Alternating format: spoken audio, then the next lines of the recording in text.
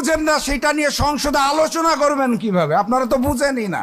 আপনারা বিগত 1 বছরে একদিন, এক বেলা, 1 ঘন্টা 5 মিনিট সময় পান নাই। বিএনপির এত বড় বড় নেতা গুগলে যে পিআর পদ্ধতি কি এই জিনিসটা টাইপ করার, গুগলে যে যদি লেখেন পিআর পদ্ধতি, ইংরেজিতেও লেখা লাগবে না, বাংলায় যদি লেখেন তাও গুগল আপনাকে উত্তর দিয়ে দিবে কিভাবে পিআর পদ্ধতি নির্বাচন হয়। আপনারা জাতীয় নেতা, আপনারা 5 মিনিট সময় পান নাই পিআর পদ্ধতি কি এটা জানার জন্য। বিএনপির নেতা কর্মী যার সাথেই দেখা হবে জিজ্ঞেস করবেন যে ভাই পিআর বুঝেন? বলবেন না ভাই বুঝি না। তখন বলবেন ভাই 3-এর ঘরের নামতা বুঝেন? তখন বলবে হ্যাঁ ভাই বুঝি। তখন 3-এর ঘরের নামতা শিখাবেন।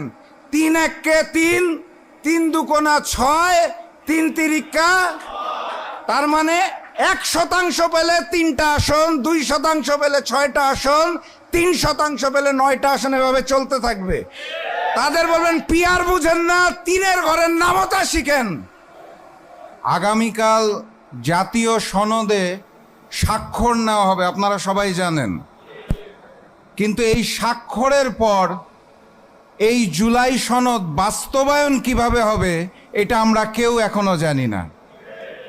সেই জুলাই সনদ বাস্তবায়ন ভবিষ্যতে যদি বড় বড় রাজনীতিবিদরা করতে রাজি না হয়, আমাদের কোনো কিছু করার থাকবে না।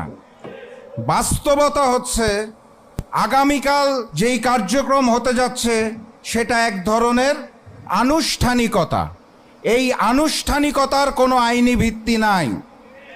অতএব স্পষ্ট ভাষায় যেটা বলে দিতে চাই সেটা হচ্ছে আগামীকাল স্বাক্ষরের পর জুলাই সনদ বাস্তবায়ন আদেশ জারি করতে হবে। সেই আদেশের ভিত্তিতে গণভোট দিতে হবে। এখন প্রশ্ন